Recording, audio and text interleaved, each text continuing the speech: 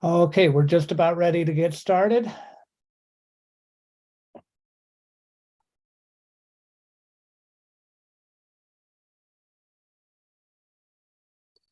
And got 36 people here tonight. So it is 7:01, so we're gonna get started. Welcome to our District 44 Little League Rules Clinic.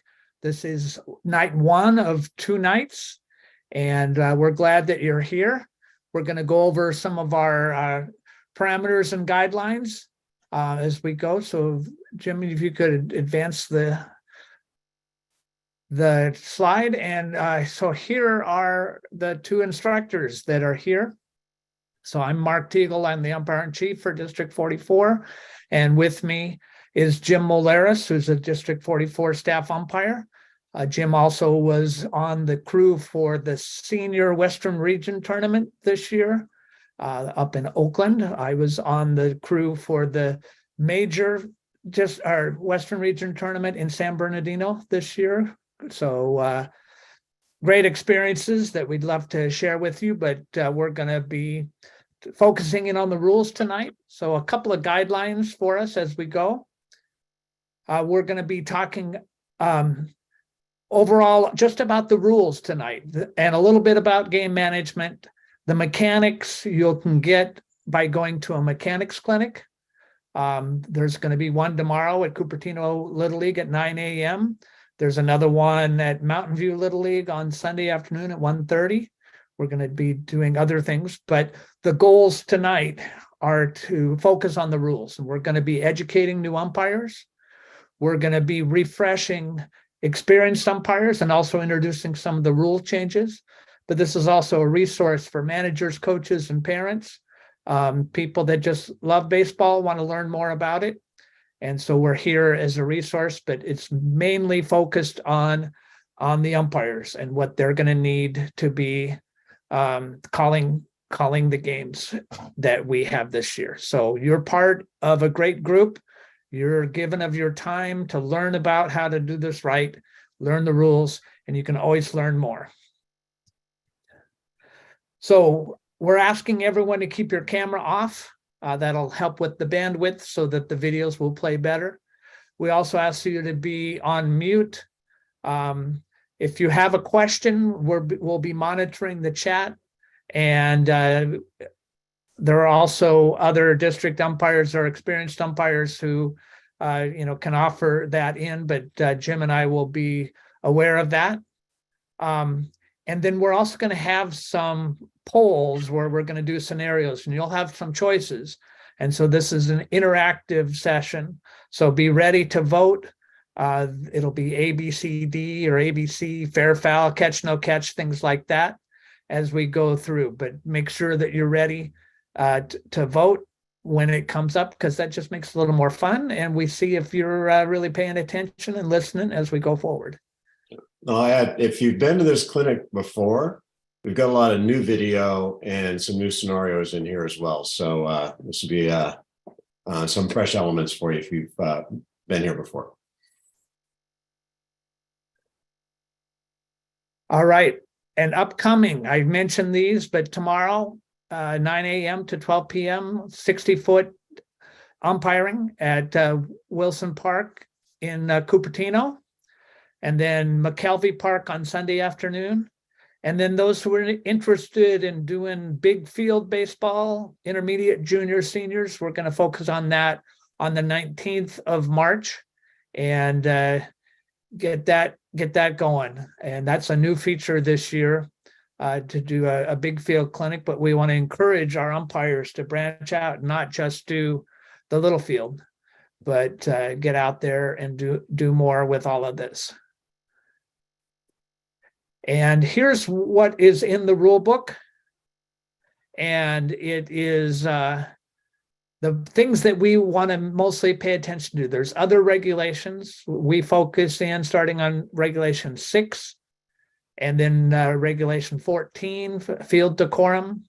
And then the 9 rules that are here objectives of the game, definitions, game preliminary, starting and ending the game, putting the ball in play, live ball, the batter, the runner, the pitcher, and then my favorite rule, number 9, the umpire.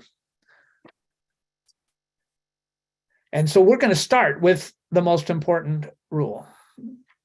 And all judgment calls are final. That's in 902A. And so these are things like balls and strikes, fair, foul, safe, or out. If it's the umpire's judgment, you're going to live with that. Now, a coach may ask you to get other information from your partner, but that's still your call, and your word is still going to be final on that. But there can be a misinterpretation of a rule. And so that may be protested, and we'll go through the protest procedure later on. We also don't have one umpire overrule another.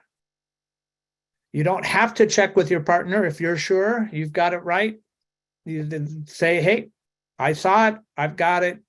Don't need to go there. But if maybe you didn't have the best angle, or you were blocked out, or something happened that maybe was unforeseen, get help from your partner, talk to them, and then make that call.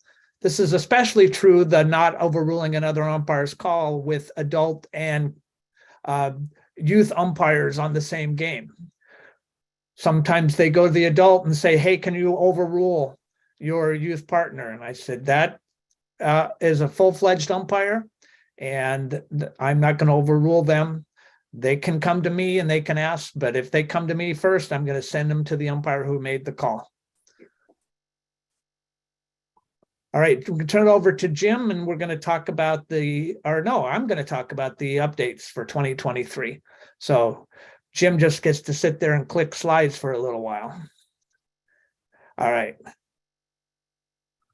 So these are things that have been sent out by Little League. They appear in the new rules app that gets updated every year.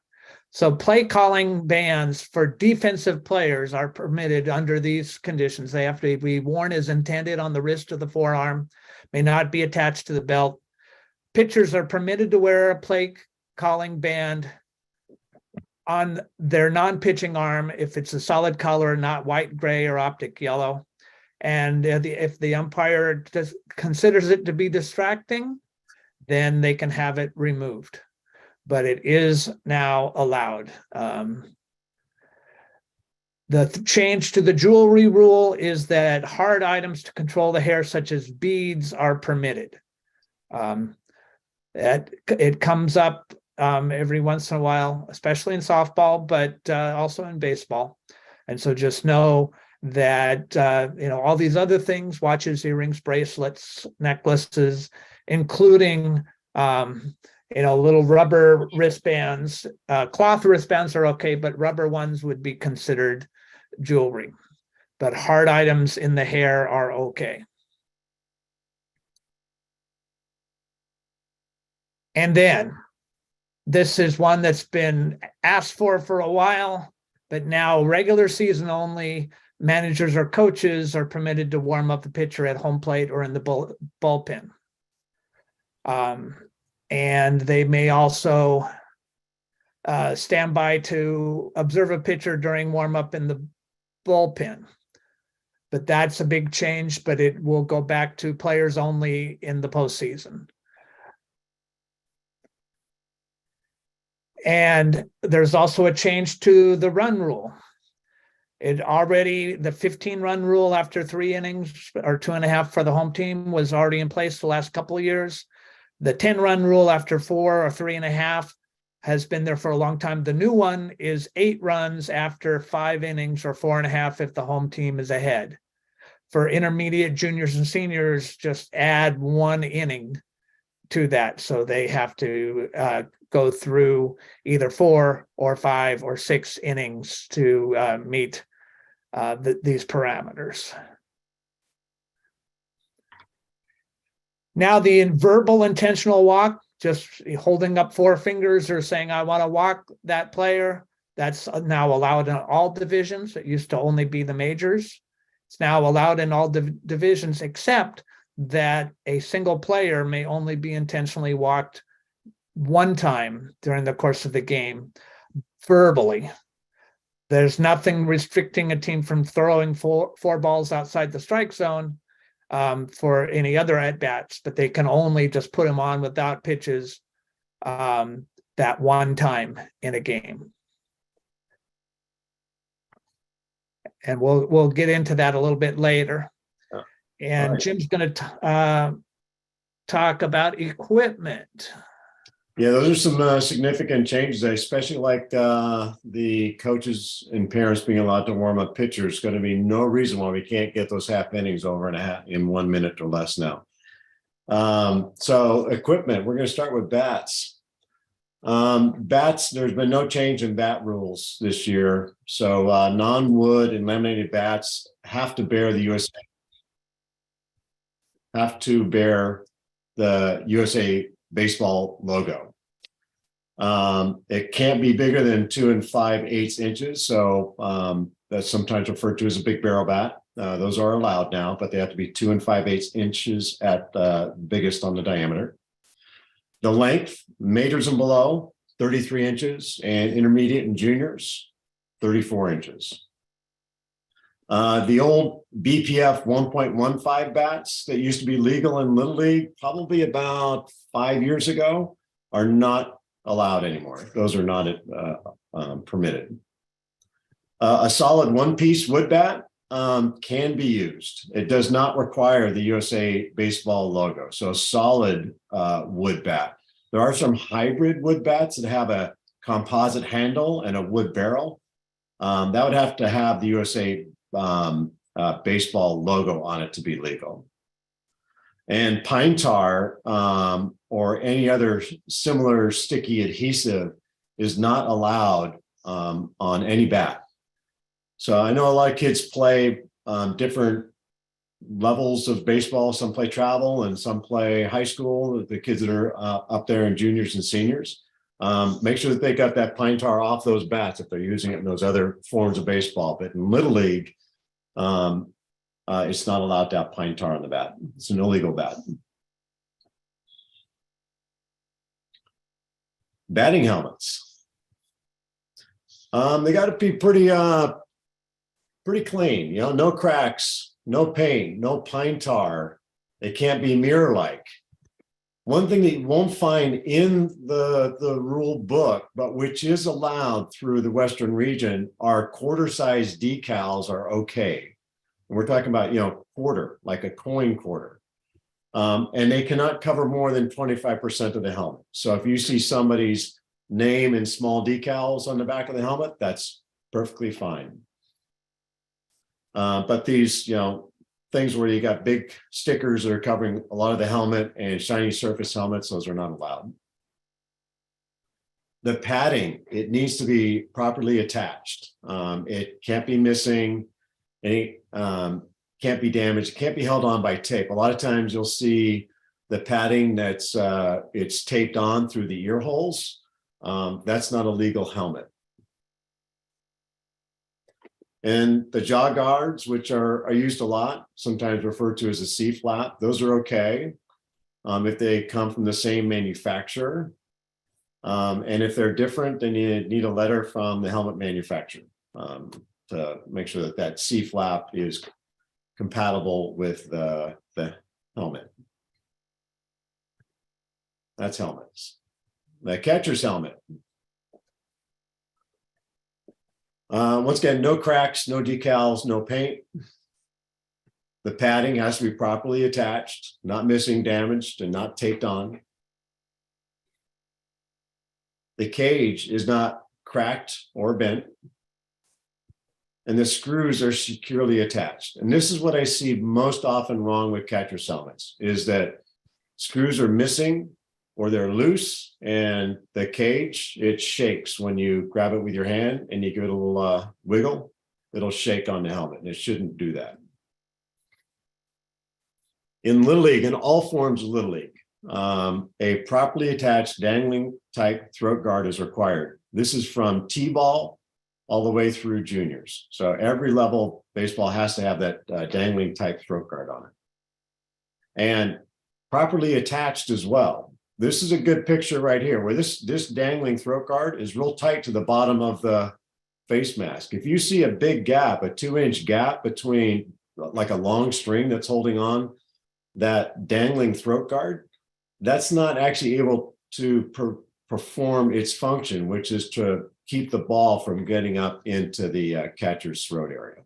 So you want to get them to tighten that up if it's dangling too much. And skull caps are a two-piece arrangement that you see a lot in Major League Baseball and college baseball and high school baseball.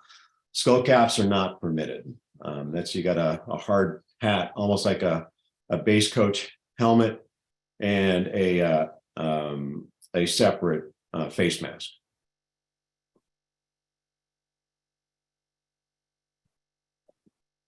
And the catcher's helmet with that dangling throat guard is required during games, obviously. If a player is warming up the pitcher, it's required. And any form of infield or outfield practice that's happening before a game, the catcher needs to be wearing a helmet. And oftentimes when I walk up to a field, I'll oftentimes see the one team doing their in-outs, and the catcher's got the helmet on the ground and the coach is swinging the bat right next to him. That can't happen. If you're the umpire, just walk up, stop them, tell them to get the catcher to get their helmet on so that they're legal. All right, we got our first vote of the night. So we got 4 different helmets here. We got our black hockey style face mask is A. We have a red hockey style face mask, B. We've got a C, which looks like a Major League Baseball player. And then we've got another hockey style face mask on the far right.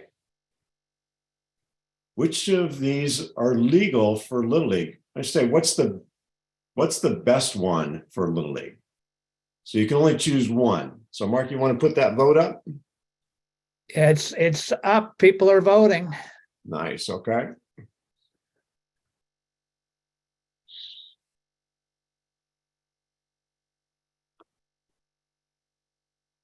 All right. We're going to end the poll. We've got almost everybody voted. All right. And share the results. I can't see them, but we had 92% voted for B. Yeah. And a couple people for D. We had 1 voted for A. All right. Yeah, so A, there's no dangling throat protector there, so that's not a legal helmet. And C, that's that skull cap and mask combination. That's not legal in Little League. Now D is legal, but that dangler dangles too much. B that's the best. That's what you're looking for, is hockey style face mask and that dangling throat protector nice and tight to the bottom of the mask. Nice job, everybody.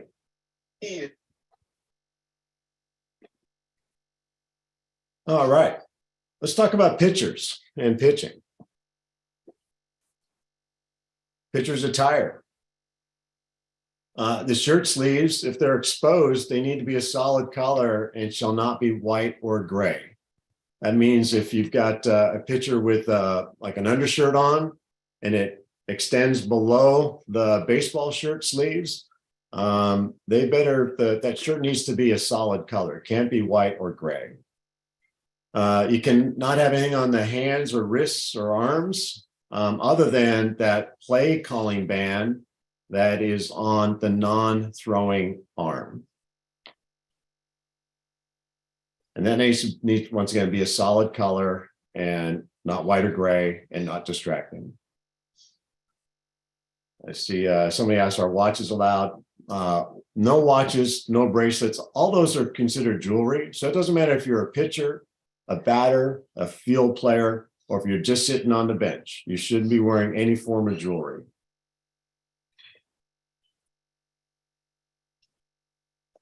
All right, sleeve lengths of each player shall be approximately the same length. And that includes wearing compression sleeves. See, that means you can't wear a compression sleeve on just one arm. If you're going to wear a compression sleeve, it needs to be, you need to wear two. You need to wear one on each arm. The pitcher's glove shall not be exclusive of the piping. It can't be white or gray, or in the judgment of the umpire, distracting in any manner. Sometimes there's a real bright fluorescent glove, and it can be pretty distracting. So it's an umpire's judgment if it's too distracting. And batting gloves beneath the fielding glove cannot be white or optical yellow, white, gray, or optical yellow.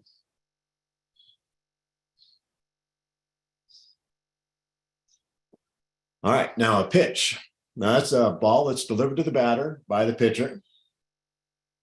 And pitch count is really important in Little League. I think Little League was probably the first organization that made pitch counting an important part of monitoring pitcher health. And I think most levels of baseball have adopted that now. So counting pitches is really important. So every time that a pitcher pitches a ball, we add a pitch to the pitcher's pitch count, be it a ball, a strike, a foul ball, ball put in play. Those are all added to the pitcher's pitch count. Also added to the pitcher's pitch count is an illegal pitch. So an illegal pitch may be where a pitcher starts his motion and then stops it in mid-stride. It's deemed an illegal pitch. A ball's added to the batter's count, and you, the umpire, tell the scorekeeper to add a pitch to the pitcher's pitch count. Also, with an intentional walk, any balls to tally 4 balls to the at-bat are added to the pitch count. So Mark covered earlier that, in the intentional walk, you can do a verbal intentional walk where you say, I want to put Johnny on base. I don't want to throw any pitches to him. That's fine. 4 pitches are still added to the pitcher's pitch count. If, say, Johnny had 1 pitch delivered to him, and then the coach says, I want to walk Johnny, that means there are 3 balls that are added to the pitch count if the first pitch was indeed a ball. Right. Now, there are limits of how catchers and pitchers can move to each other's positions. So a player can't play the position of catcher for 4 innings or more and then be eligible to pitch in the same day. And 1 pitch in the 4th inning is equal to an inning. So if a catcher catches 3 innings and 1 pitch in the 4th, that makes them ineligible of moving to pitcher for that day. Or if somebody plays a position of catcher for 3 innings or less, and then they move to the pitcher's position and deliver 21 pitches or more that day, then they cannot return to play the catcher later in that same day. And usually same day means same game. It's rare that we have double headers. So if somebody does play catcher and move to pitcher, they have to deliver 20 pitches or fewer to be eligible to return to catcher. There is an exception. If you hit that 20 pitch limit while facing a batter, you can complete that at bat, or there's a 3rd out made or the half inning to complete the half inning. So there is that exception as well.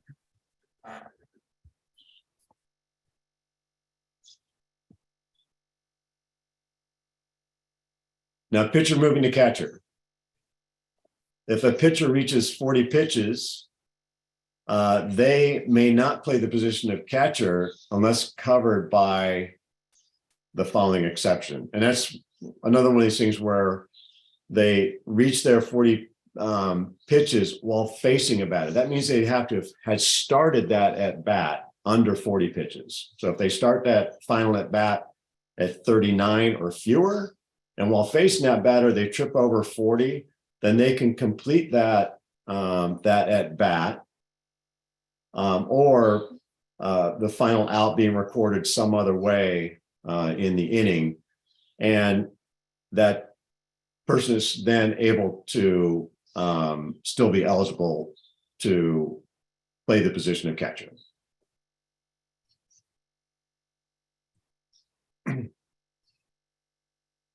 Now, timeouts, defensive timeouts. In majors, there are limits on the number of times you can visit a pitcher in an inning and per game. And they're a little bit different than minors. In majors, you can visit a pitcher once per inning without having to replace them. The second time you go out in that same inning to visit the pitcher, you have to replace them on that second visit. You're allowed to visit a pitcher twice during an entire game without replacing them. On the third time that you go out to visit that pitcher, you have to replace them. In minors, it's just add one to those to the major numbers. So 2 visits are allowed per inning to a pitcher. Third time you visit that pitcher in the inning, they have to be replaced. The third time, up to 3 visits in a game for an individual pitcher. The fourth time, you have to replace them. Now, a coach doesn't always have to talk to the pitcher. He may call time and talk to any defensive player. It's still a visit chalked up against the pitcher, though. If there is an injury, then the defense is not charged a timeout. If the coach wants to go and talk to his injured player, the umpire should escort or join the coach, the manager, as they go to check on that injured player to make sure that it's just a check on injury. They shouldn't talk about strategy or positioning or anything like that. It's just about checking on the player, and then they're not charged a timeout for those injuries.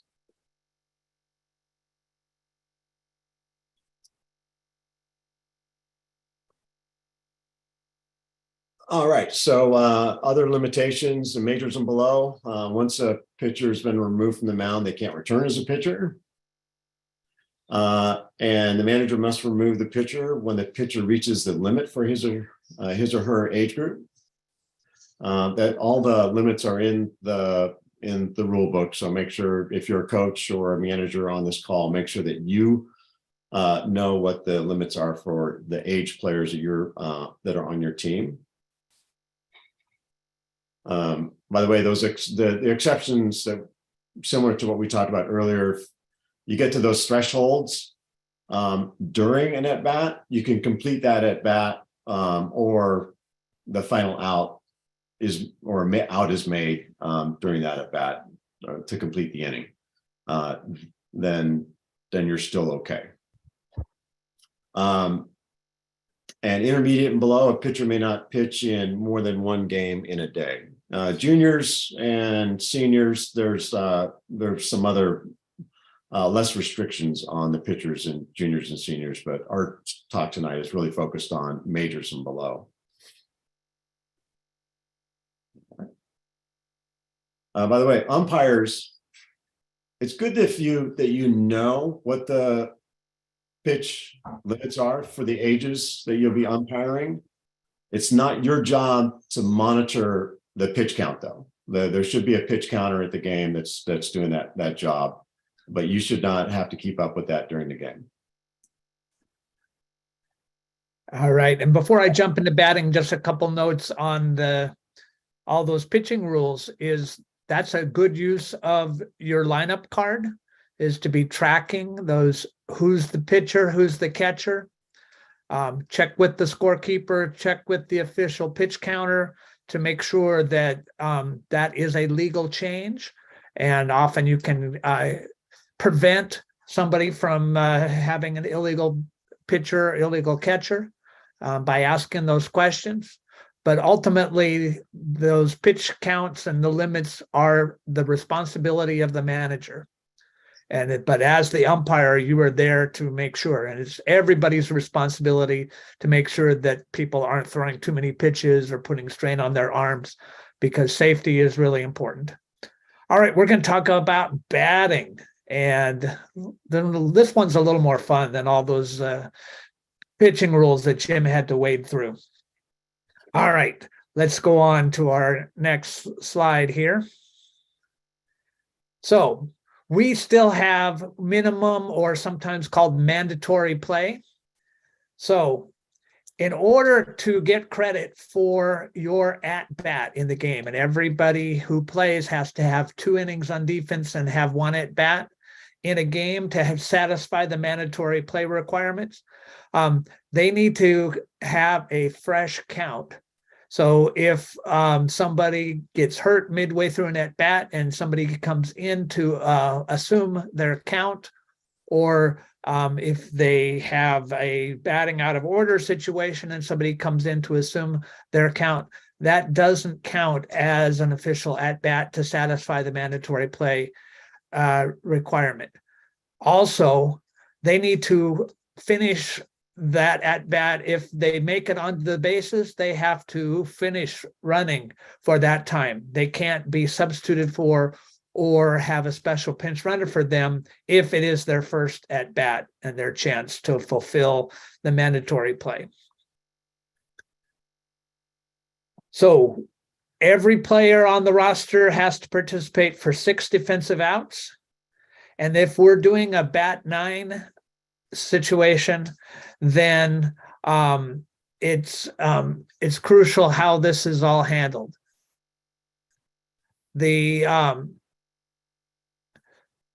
So no substitutions for the home team at least the bottom of the second. No substitutions for the visiting team until the top of the third. Subs must play for 6 consecutive defensive outs before the starter re-enters. So and they have to participate for 6 defensive outs during the game. Now, if we are talking about 2 different situations here. One is bat 9, the other is CBO, or continuous batting order. And a lot of teams are using continuous batting order, which means, and we're going to talk about that in an upcoming slide, that definition. But bat 9 is that the 9 players playing defensively are the ones that are currently in the batting lineup. So a few words about continuous batting order.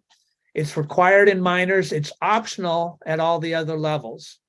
Just know that this year there is a rule change that we're not talking about too much because it's an all-star rules change. But in all-stars, everybody except for seniors is going to be using continuous batting order during the all-star tournament. So I think that means that we're going to probably see more continuous batting order during the regular season at different levels. But there still is that option of majors, intermediate, juniors to do bat 9. And local leagues may do that way. But for continuous batting order, every player on the roster is considered a starter. So they just have to play a minimum of 6 defensive outs, and it doesn't have to be consecutive outs. That's different than in a bat 9 situation. They may be entered and re-entered on defense anytime, as long as they play 6 defensive outs at some point during the game. If a player is injured, becomes ill, or has to leave the game early, they just skip that player's time at bat without penalty. There's not an out for somebody who is missing from the lineup. If they return, they were hurt and now they're feeling better, they're just inserted back into their original spot in the batting order. And late players just get put down at the end of the lineup. You don't save a spot for them thinking that they're going to show up. If they're not there at the start of the game, they're not in the continuous batting order until they arrive, and then they're added at the end. And then if somebody gets injured, they can have a substitute runner that was the player that made the last out to put them on the bases. And we also have this courtesy runner rule for the pitcher and or the catcher with 2 outs. And it can be the player in the batting order that made the last out. That's just to allow the pitcher and the catcher to get ready to play defense. They have to get suited up. They need to catch a breath. And so that's a good thing for coaches to do, but it's only with 2 outs, and it's only the pitcher or catcher of record. It's not somebody that's going to be the pitcher the next inning. They have to be the person who most recently was the pitcher or the catcher. And if you have continuous batting order, you cannot use special pinch runner because that requires somebody who is not in the lineup. And in continuous batting order, everybody's in the lineup. So there's nobody available to be a special pinch runner or SPR. And I mentioned this, but in All-Stars in the tournament, there's going to be continuous batting order at all levels except for seniors. So just be aware of that, and it's gonna make things a lot easier at that level. You don't have to worry about the subbing quite as much. All right, for offensive timeouts, we're allowing 1 per half inning, and that means if they ask for an additional offensive timeout, sorry, coach, you already had your 1 offensive. And just be mindful that sometimes that player coming out of the dugout, they'll start to have a conversation with one of the base coaches. That'll slow them down. As long as they keep walking, they can talk to them. But if they're stopping or, delaying the game in any way, hey, move them along. Say, hey, coach, do you want this to be your offensive timeout? No, I don't want to use it now. Okay, well, let's keep them moving. Get the game on, because all of that slows the game down. And that's why we have that restriction. All right, we're getting up to where your feet go in the batter's box as the batter. At the beginning of the at-bat, or the beginning of before the pitch is thrown, both of the batter's feet need to be completely within the batter's box. The line is part of the box, so the toe can be right up over the line, or up on the line, but it cannot be over the line. That foot number 1, foot number 2 are outside the box. And if they're setting up that way, you need to stop the game, get them in the box. Now, once the pitcher starts their motion and they move their feet, that's on them. But the umpire needs to make sure their feet are in the right position. Note that in the big field, the batter's box is 6 inches from the plate. In 60-foot diamond, it's only 4 inches. So they're pretty close to it already. They don't need to take away that inside part of the plate. We've got a couple of pictures of this coming up, and look at where this batter's feet. Is he 4 inches away from that plate? I mean, the lines have disappeared because we're further into the game, but the umpire should be fixing this. This is taking away the inside of the plate from that pitcher, and that's not fair. So just take a moment, have them fix their feet, and then go on. Very simple thing. Mark, one thing I'll add is oftentimes when I go to have the plate meeting, I'll notice that the lines for the batter's box have been put right up next to the home plate. And so umpires, if you see that, scratch out that line that's right next to the home plate. You're going to have to work a little harder during that game to enforce the 4-inch rule, because you won't be able to rely on the line. But make sure that line isn't painted right on top of home plate. It happens too many times during the season. Exactly. And then you just need to have an idea of how big 4 inches is or 6 inches. And the line's going to get scratched out eventually anyway. One good strong slide in from third, and that batter's box is gone. But it's still there, but you're not going to redraw it. All right. So a batter is out if they hit the pitch, fair or foul, with 1 or both feet on the ground entirely outside the batter's box. Doesn't matter whether they're on the plate or not, because you can actually have your heel on the line and not be completely outside the batter's box, and your toes would be on the plate. you're still legal. But if you're on the ground outside the batter's box and you hit the ball fair or foul, that's immediate dead ball and the batter's out. Now, if their foot is in the air and they make contact, and then after contact, their foot comes down outside the batter's box, that's legal. Like in a drag butt situation, somebody's maybe running up to the edge of the box. As long as that foot is not on the ground, completely outside the batter's box, they're okay. And people will squawk about this. And actually, the plate umpire, you probably have much more important things to do than to be watching their feet, like watching where the ball is in the strike zone. But if you see somebody that is jumping around and dancing and moving their feet, this is something that you can catch them for. But it's not about the plate, it's about the foot being completely outside the box on the ground and hitting the ball either fair or foul. Let's talk about bunts. And a bunt is not a swing, and it's intentionally met, tap slowly. Not holding the bat in the strike zone is not an attempted bunt. You have to offer at the pitch. You have to move the bat in the direction of the pitch. If you bunt foul with 2 strikes, that is strike 3 and you are out. And there is no infield fly in effect on a bunt attempt. So if somebody bunts it and it goes up and it would otherwise be an infield fly, because it was a bunt, it should just be played like any other ball hit. So, that definition of a bunt is important if you're going to rule about bunting foul for strike 3. Was it a swing? Was it being intentionally met? And you'll also hear coaches say, hey, pull it back, pull it back. If it's pitches outside the strike zone, they do not have to pull it back in baseball. In softball, that is a strike, but in baseball, it's not. All right, we're ready for a ball. If it's not a strike, it's a ball, or if it's not put into play. So, did it enter the strike zone in flight? No. Did they swing at it? No. And if it bounces and goes to the strike zone, that's a ball because it didn't go through the strike zone in flight.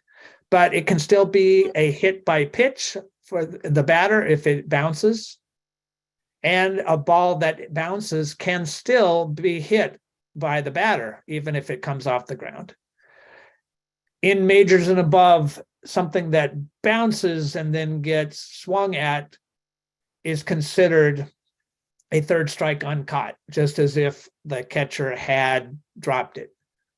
So those are the special things about bouncing balls. But basically, if it's not a strike, it's a ball. And there are reasons. There's a lot more ways to have it be a strike. But a ball, basically, did you swing at it? Was it in the strike zone? Otherwise, that's a ball. All right. We're talking about the intentional walks. We talked about this a little bit earlier. So you may walk somebody by just holding up 4 fingers, or you can have it be even, you already have a count and you want to just put them on, then you're going to say intentional walk at any time during the bat. And the manager should request time. And usually what they do is they just hold up 4 fingers. The runners don't advance unless they're forced, and you do add the 4 pitches to the pitch count, which is, just the kind of the way to make it hurt a little bit to not just get around it. And then you can only do that once per player per game, and you can't do it, for that player, but you still can throw the 4 pitches outside the strike zone the old-fashioned way of putting somebody on. And now that is legal in all divisions. All right, definition of a strike. As I said, there's a lot more here. And see, we got some questions in the chat, but we'll get to those. It has to be a legal pitch. it can be struck at and missed. If it passes through the strike zone in flight, any part of the ball through any part of the strike zone, even if it just nicks a corner, even if it's just painting the black. And remember that ball is a little bit wide, so a little bit of it can do that. If it's batted foul, it can be strike 1 or strike 2. If it's bunted foul, it's a strike, and even if it's strike 3, it can be strike 3. If you swing and the pitch hits you, that is a dead ball strike. It's dead because it hit the batter, but it is a strike because they swung at it. And then if the batter leans into the strike zone and the ball in flight in the strike zone hits them, that is a strike. It's also a dead ball, but it is a strike. And a foul tip is a strike. And I think we have a definition of what a foul tip is a little bit later. But look at that three-dimensional thing right there. That is the strike zone, and it's over the plate. If they're back in the box, it's over the plate. If they're up in the box, it's over the plate. It's where the tops of the knees to their armpits, and it's going to be there no matter what. And a ball can come looping through that strike zone and catch just a little bit of it, and that umpire is going to call it a strike. We like strikes. Strikes make the game go, gets the bat off the shoulder, and it's really hard to hit the ball if you don't swing at it. So the umpire calling strikes is going to make the batter swing, and we're going to be playing baseball and not walk a bunch. We love strikes. Yeah. All right. So sometimes a pitch will be wild and it will be not in the strike zone, and it will hit the batter. Now, the batter must make an attempt to avoid being touched by a pitch. So let's look at a few videos. 30 games. That one inside of him. He didn't try to get out of the way. They're going to keep him right there. So Jim, move his leg right into it. And, yep, I want to get hit with it. It's a good call by the umpire. % of the runners that get sacrificed on this team end up scoring. And Oh, no. listen to the home plate umpire. Watch the camera. Losing the baseball. That's the best. Look at it. That's perfect. Great call by Scott Klein. You get back here. No. By the way, whenever we hear an announcer say that's a great call by the umpire, we're going to include that piece of video in these next 2 days. So I like both of those. They show the first one, Jock Peterson, clearly moving towards the ball, moving his knee towards the ball to purposely be hit. That ball was not in the strike zone, so you call time and you tell the batter to stay in the box. And the second one, I really like that one because it gives the view from the umpire. And from the field, it's hard to see that batter actually move his arm towards the ball, but the umpire's camera, you pick it up nice and clear. And that's what you'll see when you're a plate umpire and you see that batter move their arm towards the ball, you'll pick it up pretty easily.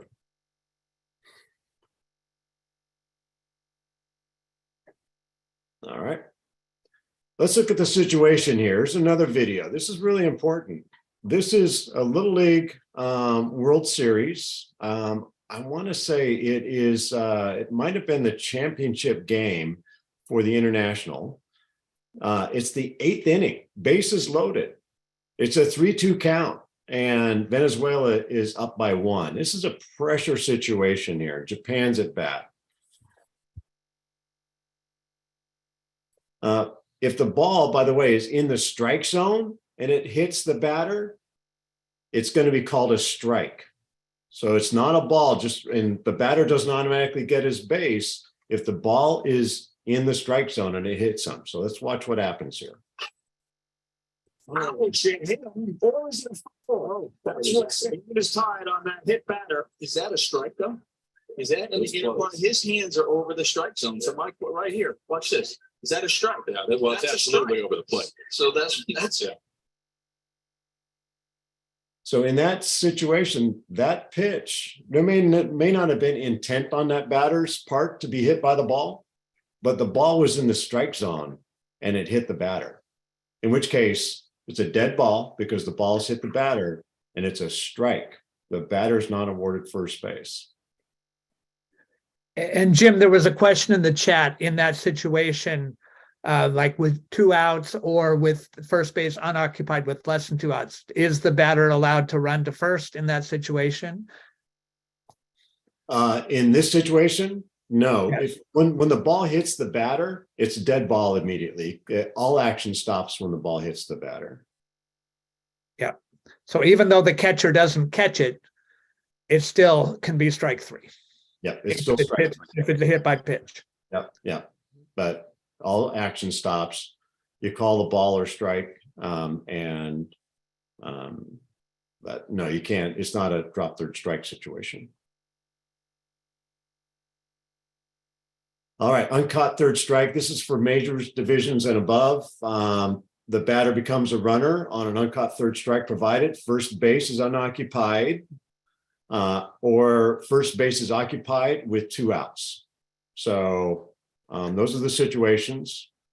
The batter may advance to first base anytime before entering the dugout or any other dead ball area. On the fields that we have in District 44, dead ball areas almost all start with the dugout. So if a batter is starting to walk towards first base or towards the dugout and realizes, the coach is yelling at him, run to first, he can drop his bat. As long as he doesn't enter the dugout, he can, he's almost there. He can still run to first base. So let it play out. Make sure the defense makes the proper play on retiring that batter runner before calling it out.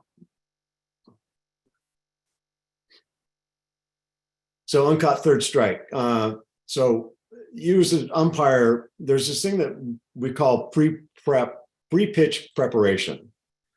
You want to think about, what's the count? How many outs are there? Where are the runners? So it's something you want to kind of go through, get to be a routine when you're out there, is know the situation and what are you going to do depending on where the ball's going to get hit. So in this situation, we got runners on second and 1 out. All right, runner on second and 1 out. It's a swing and a miss. He will be able to go down to third when there's no advancement. That's textbook uncaught third strike. First base was open. We had less than 2 outs. And so the defense needed to make a play. They can tag the batter runner, or they can throw the ball down to first base and they can tag the base. By the way, if bases are loaded and there are 2 outs, or actually if bases are loaded and there's a drop third, bases are loaded and 2 outs and a drop third strike, all the player needs to do is step on any base before the oncoming runner gets to that base. So a lot of times what you'll see is a catcher pick up the ball and just step on home plate, in which case that's the 3rd out.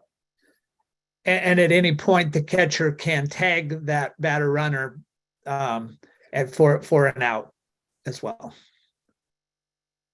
And once again, majors and above. So if you're going to be umpiring minors this year, this is something you do not need to worry about. In the dirt, not Myers. Oh, let me. Yeah, let's just restart the presentation. But get ready, we're going to have a question for you. Sorry about that. There's going to be 3 choices on this. All right. So let's look at the situation here. We got runners on first and third. And Jim, can you hit play on your presentation too? So you're sharing more than you need to. I have to reshare.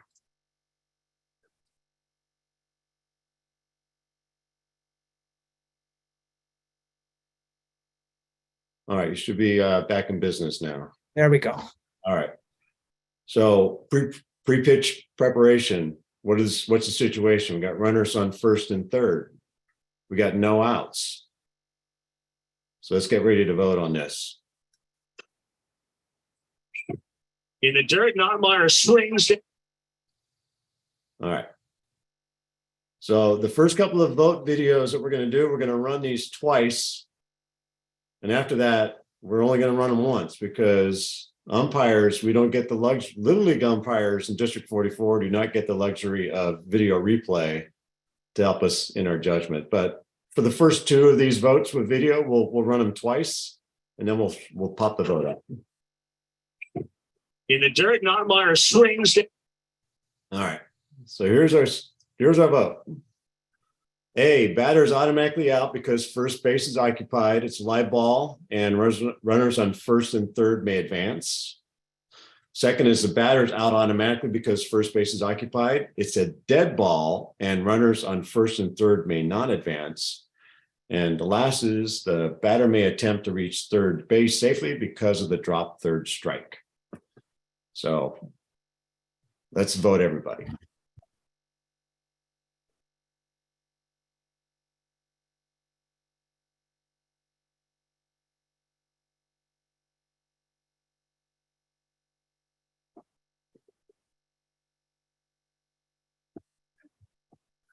All right, we'll share this in just a second, but almost everybody has voted. And here are the results. What do we got, Mark? I can't see the results. Okay, so A was 60%, B 19%, C 21%. Yeah, okay.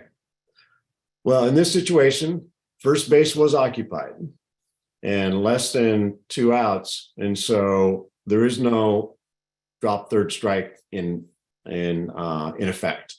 So the batter's automatically out. So that narrows it down to A and B.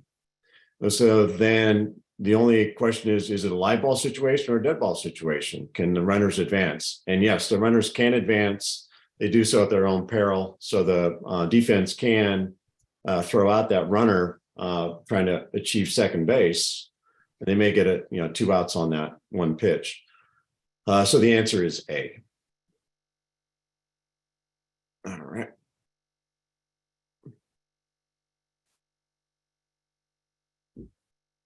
All right, foul tip. It's a ball that's batted ball that's sharp and direct, goes to the catcher's hand or mitt. More often than not, it's going to go to the mitt. Maybe sometimes it'll go to the mitt and then to the hand. And it's legally caught, and it's not a rebound unless first hitting the catcher's glove or hand. So it can't hit the body and then get caught. It has to hit the glove or the hand. It's a live ball, so it's different than a foul ball. Foul balls are dead. Foul tips are live, and the runners may advance on a foul tip. And so an umpire, I like to think of it as treating it as a swinging strike. The picture of the umpire here is showing what an umpire mechanic looks like for signaling foul tip, which is swiping to your hand across your arm and up, so everybody can see that it's a foul tip and it's a live ball situation. But you don't make any verbal sound to it. It's just that one mechanic. But it's a live ball. If the foul tip is a third strike, the batter's out. We're gonna see and hear a few foul tips here. So it's real important for umpires not just to use their eyes, but to use their ears. And this is one of those situations where using your ears is almost more important than using your eyes.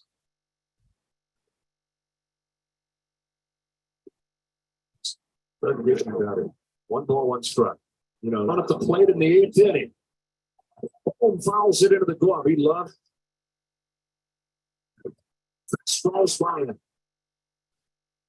So typically with a foul tip, you're going to get 2 sounds, obviously very close to each other, where you're going to get that sharper sound of ball off bat and then a duller sound of ball in glove. So sharp, sharp, dull, sharp, dull, sharp, dull. And you saw that on or heard that on those 4 videos of the foul tips. Light ball situation.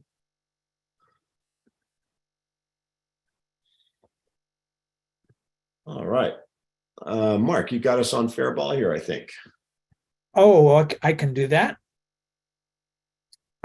Actually, I think you're on fair foul. I'm on fair foul. I'm sorry, my notes are off here. That's okay, but all right. I do know what a Fair fair ball is, and I do know what a foul ball is. Be assured, but I'm going to let Jim tell you. Yeah. All right. Fair ball. It's a batted ball that settles in fair ground, touched in fair territory, bounds fair past first or third base, on or over fair territory. It touches an umpire or player while fair, in flight, fair, out of the playing field. Basically a home run. And what's most important about a fair ball is the position of the ball. Now, some of these, like if it's touched in fair territory and then goes foul into foul territory, it's a fair ball. Now, foul ball, it's about a ball that, settles in foul territory between home base and first base, or between home base and third base. It bounds past first or third base on or over foul territory. And oftentimes you see those screamers down the line that bounces right over first base or right over third base, and the umpire pointing that ball fair, even though it's first where it touches, may touch the ground past the bag is in foul territory. It crossed over the bag in fair territory. First falls on fair territory beyond first or third base. It's touched on or over foul territory, and it touches any object foreign to the natural ground. Once again, position of the ball is what's most important on a foul ball, not the position of the player. Once again, so this is on the left-hand side, we're looking down the first base line.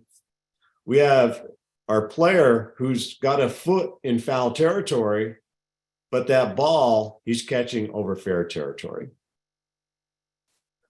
On the right-hand picture, our player has both feet in fair territory. His position is fair territory, but the ball is over foul territory. So that's the important thing, is the position of the ball.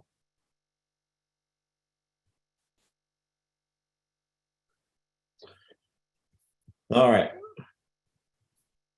So with all things in umpiring, process things, don't rush your call, but it's time to do some voting here. So we're gonna watch this first one a couple of times, and then we'll do the other ones. We'll just roll them once. So let's do a vote here. We'll watch this twice. See Mountmeyer way ahead. All right, watch that one more time. See Mountmeyer way ahead. All right, our vote is fair or foul.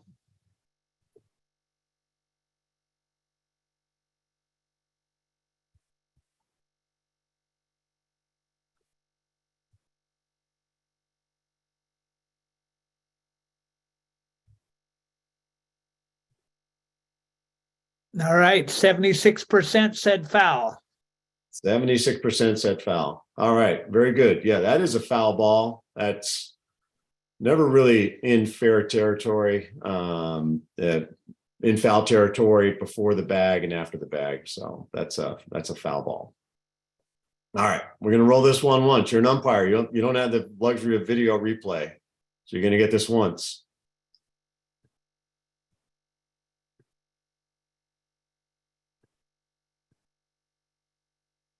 Ooh, started fair, and then came into fair, started foul, and then came into fair territory before third base. Fair or foul? All right, there it is.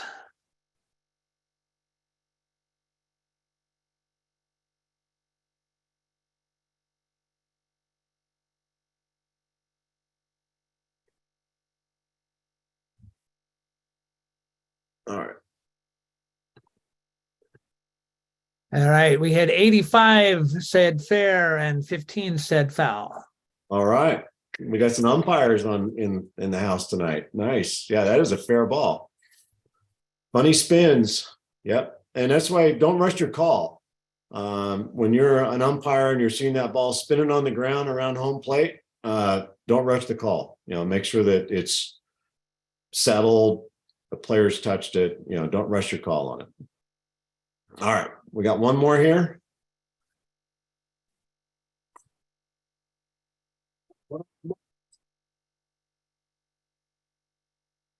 I'm going to do that one twice because that one's a tricky one.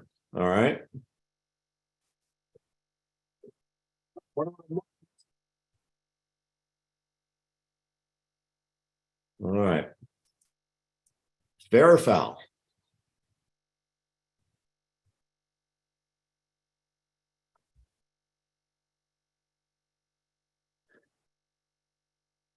And remember that you have to decide that in an instant. All right. We've got 74% foul, 26% fair. That's what I got as well. That's a tough one. So nice job, everybody. That ball is coming down off the bat in the direction of the third base, towards third base. It hits the ground around the foot or hits the foot and then starts to, it changes direction. And usually a change of direction on a foul or off a ball off a bat around home plate tells you that it's hit the batter. And so that's what I've got as well. By the way, so we had 76% that said foul ball. The crew that was working this Little League World Series game called it a fair ball. But hey, I think we got it right. And really important, sometimes the plate umpire is blocked out. They may not see that batted ball that touches the batter's body, in which case any base umpire can call the ball foul. And so that's one thing you should be looking for is you're the base umpire. You're there to back up your partner that's working the plate. You're looking for the check swings and, did he go around or not? But you're also looking for the foul balls off of the batter's body that maybe the plate umpire didn't catch.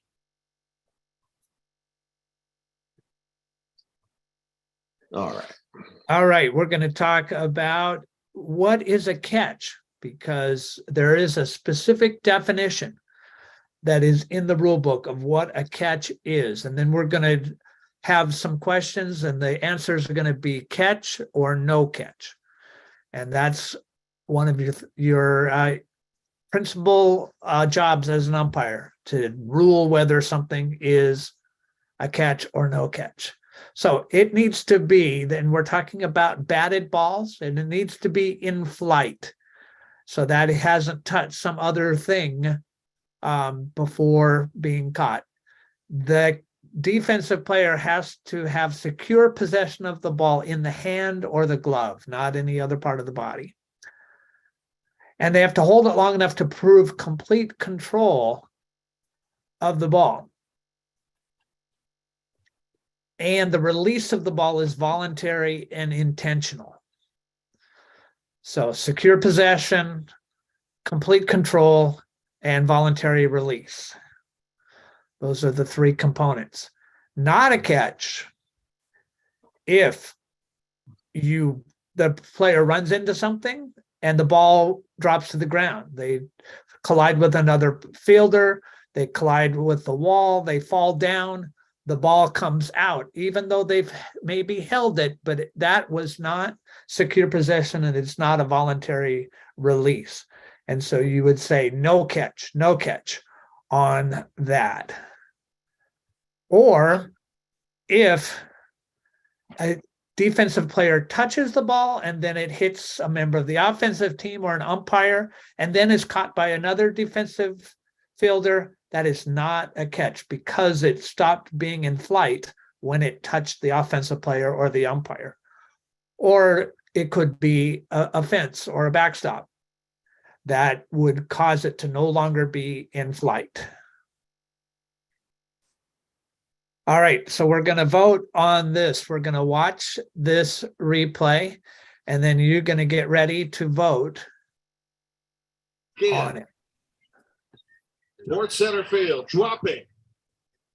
Good catch. See that ball drop through. It's going to go through a little slower. Do we have control? Do we have?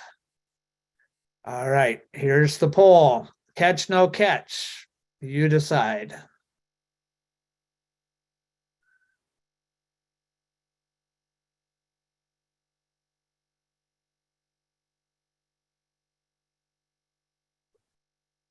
All right, we have just about everybody voted on that. And the catch has a narrow lead, 62 to 38. I think we're seeing that player reach in, and if he is on the transfer, like trying to reach in to throw the ball, and that's when the ball comes out, we would still call that a catch. But you could say that it maybe still rattling around in his glove, and that's why it came out. He didn't have complete control. And guess whose opinion counts? It's the umpire that's there. And so we don't have the benefit of slow motion or replay. You just have to make your best call. So on that one, I could support a no catch, but I probably would have called it a catch. But that's where we earn the hot dog and the Coke, making those tough calls. All right. And we're going to restart the presentation. And I know that we got some questions in the chat. We'll try to get to those as soon as we can. I will get to those in just a second. All right. And if you could hit play for us, Jim, we're seeing your notes. All right. All right. That's, I think, our next slide. Yep. Yep. Okay. Oh, you don't see. All right.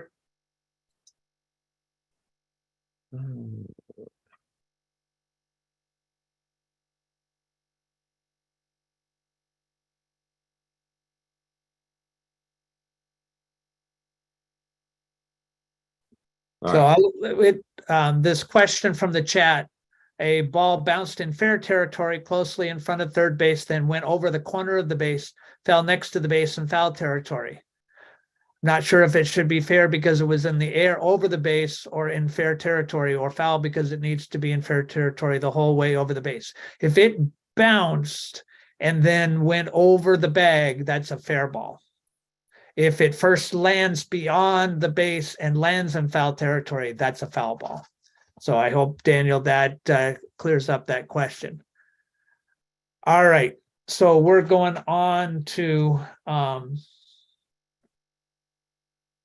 dead ball area. And Jim, is this you?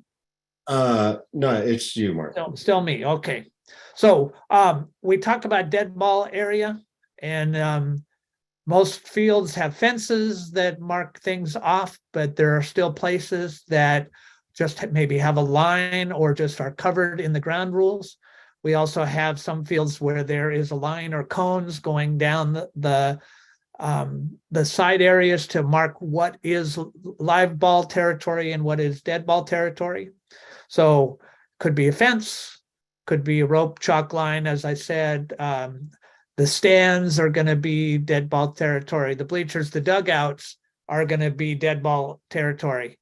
And maybe you've got a place for the photographer to be that's lined off. If you just have a photographer on the field, but you don't have a special area for them, that's still a live ball area.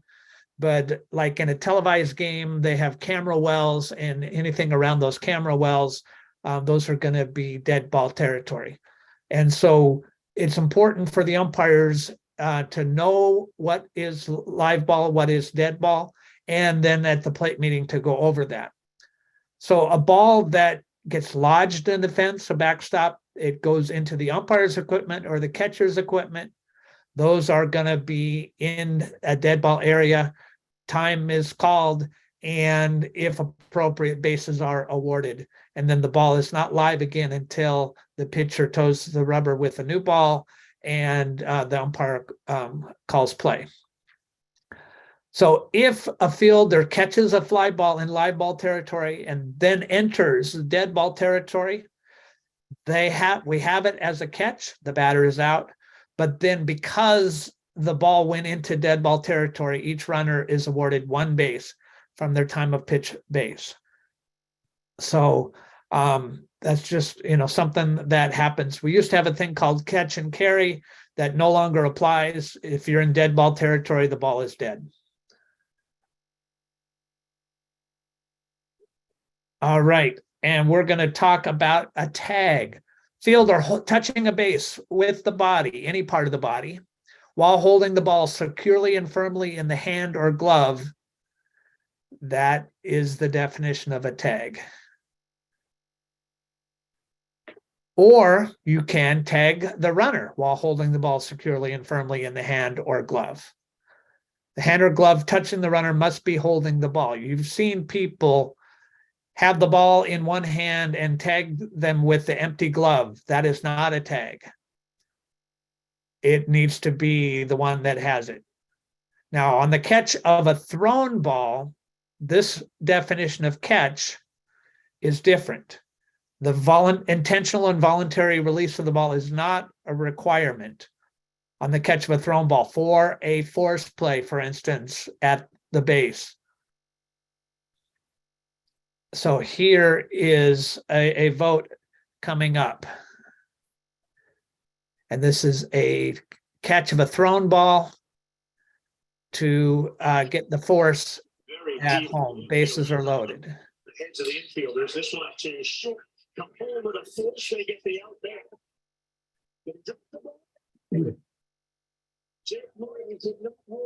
All right, we're going to watch it again a little slower. Yeah, but look like he caught it. Foot's on the base. He's got it.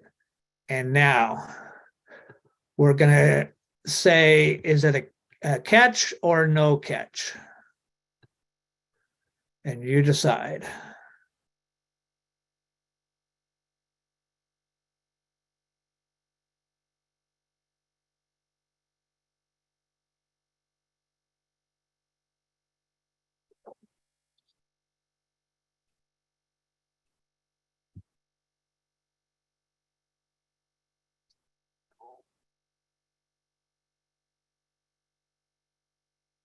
All right, we'll share the results here. We've got 69% saw that ball come out and they said no catch.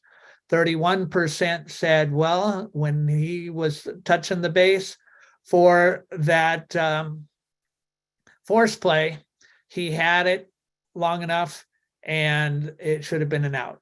Remember when we said the voluntary release is not a requirement of a catch of a thrown ball, that the moment that ball is gloved and is held, that becomes an out on a force play. If subsequently the ball comes out, that isn't a factor. Now, had that been a tag play, the fielder would need to maintain possession all the way through the tag. So that would change. But on a force play, as long as we have that secure possession, the moment that the force is there and in order, then we would have an out.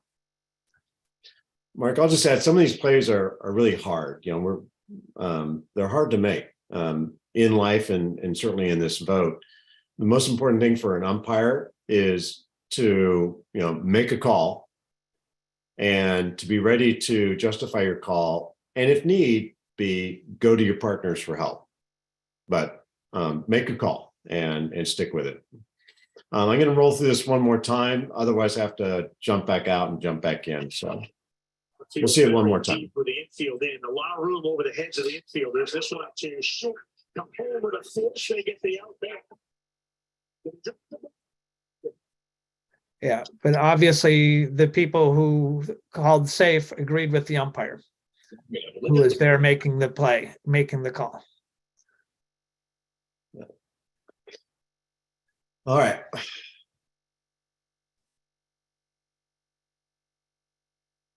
And So this is a ball that's being held in the armpit, and it is not a catch.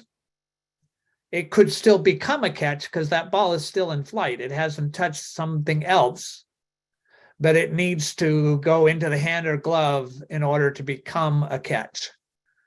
But right there, it's just in flight. It's not securely held in the hand or glove.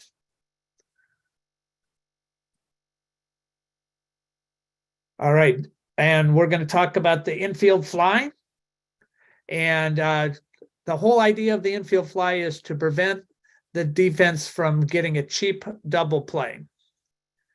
And so you have to think about the situation that requires you to be ready for an infield fly. You're going to alert your partner. You'll have a signal. And maybe it's touching the bill of your cap or putting your hand across your chest, one of those things. So the thing that makes it a infield fly, it needs to be a fair fly ball, not a line drive, not a bunt. There have to be fewer than 2 outs.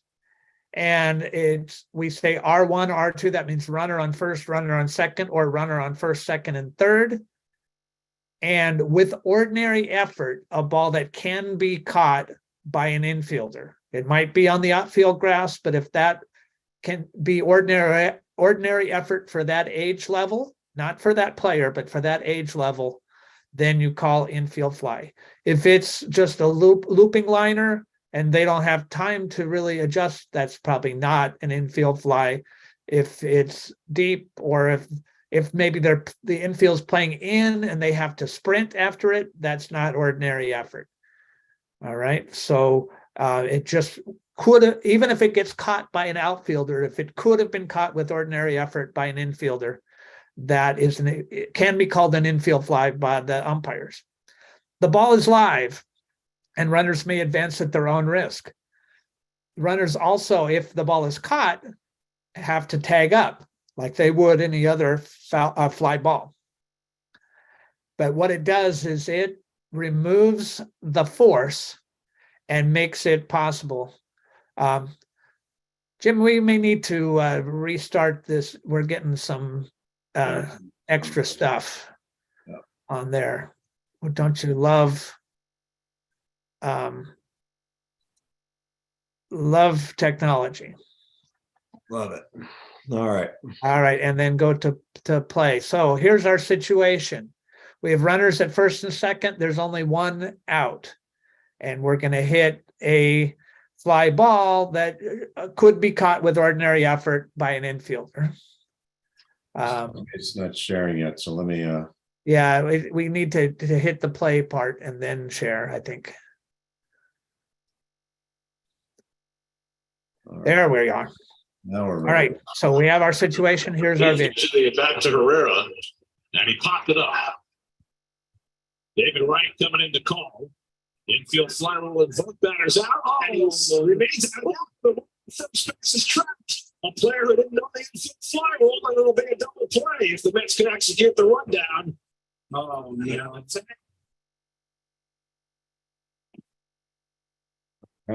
So when he saw it drop, he thought, oh, the force is on, I need to run. He forgot that the batter was automatically out on an infield fly. And so even major leaguers sometimes forget the rules there. But just remember, the batter is out on an infield fly, caught or not caught. Here's another play, same situation. All 3 outfield positions. Off the end of his bat, caught, and both runners back to the bag. Now that ball was a line drive and should not have been an infield fly. All right, and that's an umpire judgment. But just be aware when it is that situation that it might happen, and be loud and proud. If one umpire calls it, the other one should echo and point up to the sky. All right. Well, we're going to cover now some local league rule options to bring it to a close. Continuous batting order or traditional bat 9. That's a league option. Some leagues, in fact, most of the leagues in District 44, I think, have adopted continuous batting order. The mercy rule, the leagues may choose not to adopt the run rules. And we went over those earlier, the mercy rules. So that means not adopt. So unless the league has made an explicit choice not to adopt the mercy rules are in effect. And please, no league choose to not adopt the mercy rules. There's a reason why they're there. The others, the batter must remain in the box with at least 1 foot throughout the at-bat. There's a bunch of exceptions to this. And the other is an uncaught third strike is not an out in majors. That's a league option to adopt that. I don't think any leagues in District 44 have adopted that option. So those are some league rule options. I think it's up to the board of directors of each league to confirm what they're going to do with these options. All right, so we have covered a lot tonight. So we started by talking about the new rules, starting with the play calling bands are legal on defense worn on the arm as intended by the manufacturers. Adults can now warm up pitchers. There's an expansion of the mercy rule and intentional walk. There's some changes to intentional walk. You can only verbally intentional walk a batter once, and intentional walk, verbal intentional walk applies in all levels of baseball now, or Little League. We talked about equipment requirements. We talked about pitch and pitchers, pitching requirements. We talked about batting, including the continuous batting order, what the legal position is in the batter's box. And actually, we didn't talk about thrown bats, and we won't right now. We talked about ball, strike, foul ball, foul tip, and intentional walk. We talked about bunt, fair ball, foul ball, catch, no catch, infield fly rule, and local league options. That's a lot of stuff. So thanks for sticking with it. We got a lot more to cover tomorrow. Some of the more interesting elements of umpiring and baseball. We're going to talk about runners, what the baseline is, and what runners interference and runners leaving early. It's really unique in Little League about this runners leaving early rule.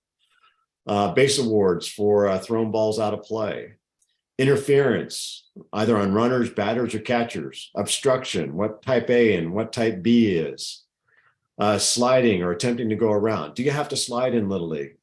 And if you do, how do you do it? How do you properly appeal? And we're going to talk about game management as well. So a lot to cover tomorrow. So hopefully you can all join us tomorrow night. And hopefully you can all get out to one of our 2 clinics tomorrow at Cupertino Little League and on Sunday at Mountain View Little League. Yep, and those clinics are rain or shine. So what we're going to do is I'm going to stop the live stream to YouTube and stop the recording, but we'll stop sharing screen if people want to stick around and ask some questions, either in the chat or on camera, on microphone. We'll stick around for that, but otherwise we'll see you tomorrow night. And just remember that you can always watch this again. Just search for District 44 Rules 2023.